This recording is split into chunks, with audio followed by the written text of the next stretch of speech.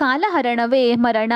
ಹಿರಿಯರ ಪ್ರಕಾರ ಕಾಲವನ್ನು ವ್ಯರ್ಥವಾಗಿ ಕಳೆಯುವುದೆಂದರೆ ನಮ್ಮನ್ನು ನಾವು ಮೋಸ ಮಾಡಿಕೊಳ್ಳುವುದೇ ಆಗಿದೆ ಸ್ನೇಹಿತರೆ. ಹಾಗಾಗಿ ಸಮಯದ ಮಹತ್ವದ ಬಗ್ಗೆ ಬಹಳಷ್ಟು ಕತೆ ದೃಷ್ಟಾಂತಗಳನ್ನು ನಾವು ಕೇಳಿದ್ದೇವೆ. ನಮ್ಮ ಹಿರಿಯರಂತೂ ಸುಮ್ಮನೆ ಕಾಲ ಕಳೆಯಬೇಡಿ ಎಂದು ಹೇಳುತ್ತಲೇ ಇರುತ್ತಾರೆ. ಇದೇ ಸಾಲಿನಲ್ಲಿ ಶಿಕ್ಷಕರು, ಆಫೀಸ್ ಬಾಸ್ ಕೂಡ ಇರುತ್ತಾರೆ. ಆದರೆ ಸಮಯದ ಪರಿವೇ ಇಲ್ಲದೆ ಕಾಲ ಕಳೆಯುವವರಿಗೆ ಇದೊಂದು ಯಥಾನಾಮಯ ಸಲಹೆ ಅನಿಸುತ್ತಿರುತ್ತದೆ.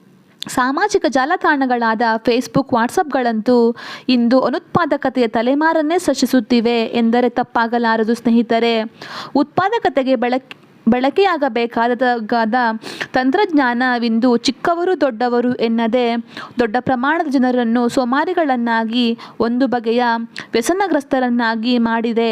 ಪರಿಣಾಮ ಸಮಯವನ್ನು ವ್ಯರ್ಥವಾಗಿ ಕಳೆಯುವವರ ಸಂಖ್ಯೆ ಹೆಚ್ಚುತ್ತಲೇ ಇದೆ. ಸಮಯದ ಮಹತ್ವವನ್ನು ನಾವೆಲ್ಲ ಅರ್ಥ ಮಾಡಿಕೊಳ್ಳದ ಹೊರತು ಒಳಿತಿನ ವಿಷಯ ನಮಗೆ ಸಿಗಲಾರದು. ಏನೇ ಕೆಲಸ, ಉತ್ಪನ್ನ ಮಾಡಬೇಕೆಂದರೂ ನಾವು ಎಲ್ಲದರ ಬಗ್ಗೆ ಯೋಚಿಸುತ್ತೇವೆ. ಆದರೆ ಅದನ್ನು ಕಾರ್ಯರೂಪಕ್ಕೆ ತರಲು ಎಷ್ಟು ಸಮಯ ಬೇಕು ಎಂದು ಯೋಚಿಸುವುದೇ ಅಪರೂಪ. ವ್ಯಾಪಾರ ಮಾಡಲು ಎಷ್ಟು ಸಮಯ ಬೇಕು ಎನ್ನುವ ಪ್ರಶ್ನೆ ನಮ್ಮನ್ನು ಕಾಡುವುದೇ ಇಲ್ಲ. ಏಕೆಂದರೆ ನಾವ್ಯಾರು ಸಮಯಕ್ಕೆ ಬೆಲೆ ಕಟ್ಟುವುದೇ ಇಲ್ಲ.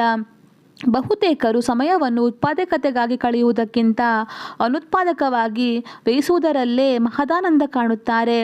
ಅಂತಹ ಆನಂದ ಅವರಿಗೆ ಬಹಳ ದಿನ ಇರುವುದಿಲ್ಲ.